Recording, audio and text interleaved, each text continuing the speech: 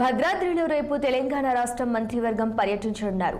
మంత్రులు ముందుగా శ్రీ సీతారామచంద్ర వారిని దర్శించుకొని ఈ కార్యక్రమంలో ఉప ముఖ్యమంత్రి మల్లు భట్టి విక్రమార్క, మంత్రి తుమ్మల, మంత్రి పొంగులేటి, మంత్రి జూపల్లి కృష్ణారావు హాజరు కానున్నారు. ఇక సీతారామచంద్ర స్వామి వారి దర్శనం అనంతరం ప్రసాద్ పథకం కింద చేపట్టిన పనుల పురోగతిపై ప్రత్యక్షంగా పరిశీలించనున్నారు. ఈ ప్రభుత్వం ఏర్పడే ముందు కాంగ్రెస్ పార్టీ ఆధ్వర్యంలో ఆనాడు రాష్ట్ర కాంగ్రెస్ కమిటీ అధ్యక్షుడిగా ఉన్నటువంటి రేవంత్ రెడ్డి గారు ఈనాడు ముఖ్యమంత్రిగా బాధ్యతలు చేపట్టి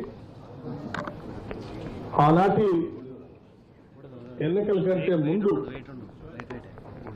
రాష్ట్ర ప్రజలందరికీ కూడా కాంగ్రెస్ పార్టీ తరఫున మేము కొన్ని గ్యారంటీలు, కొన్ని హామీలు కూడా ఇచ్చాం. ప్రజాప్రభుత్వాన్ని ఏర్పాటు చేసుకుందాం, రాష్ట్ర వనరుల్ని, సంపదని రాష్ట్ర ప్రజలకే పంచుదాం. అలా పంచే కార్యక్రమంలో భాగంగా రాష్ట్రంలో ప్రధానంగా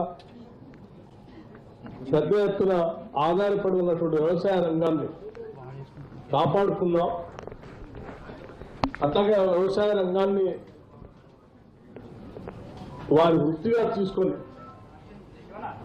ఈ ఆర్థిక పరిస్థితికి, ప్రజల యొక్క జీవన భృతికి పెద్ద ఎత్తున ఉపయోగపడుతున్నటువంటి రైతాంగ సోదరులకి ఈ రాష్ట్ర ప్రభుత్వం నుంచి ఖర్చు పెట్టే ప్రతి రూపాయి రాష్ట్ర ప్రజలు వివిధ రూపాలలో రాష్ట్ర ప్రభుత్వానికి చెల్లిస్తున్న డబ్బు అనేది ఈ రాష్ట్రాన్ని పరిపాలిస్తున్న మా అందరికీ తెలియంది కాదు.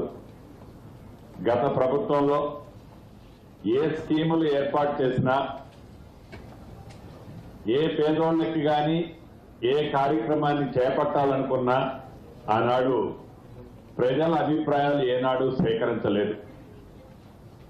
కేవలం 4 గోడల మధ్య నిర్ణయాలు తీసుకొని ఆ నిర్ణయాలని ఆనాటి ప్రభుత్వం ప్రజల మీద రుద్దేది. ఈనాడు అలా కాదు. ఏదైతే ఈ సంపద ఉందో, ఏదైతే ఈనాడు ఈ రైతులకు కానీ, పేదవాళ్ళకి కానీ, బడుగు బలహీన దళిత గిరిజనులకి గౌరవ ముఖ్యమంత్రి రేవంత్ రెడ్డి గారి నాయకత్వంలోని ఈ ప్రభుత్వం పేదోడి ప్రభుత్వంగా పనిచేస్తుందో ఆ చేసే ప్రతి పైసా అకౌంట్ చెప్పాల్సిన బాధ్యత ఈ రాష్ట్ర ప్రభుత్వ పక్షాన మా అందరి మీద ఉంది. ఈ రాష్ట్ర ప్రభుత్వం నుంచి ఖర్చు పెట్టే ప్రతి రూపాయి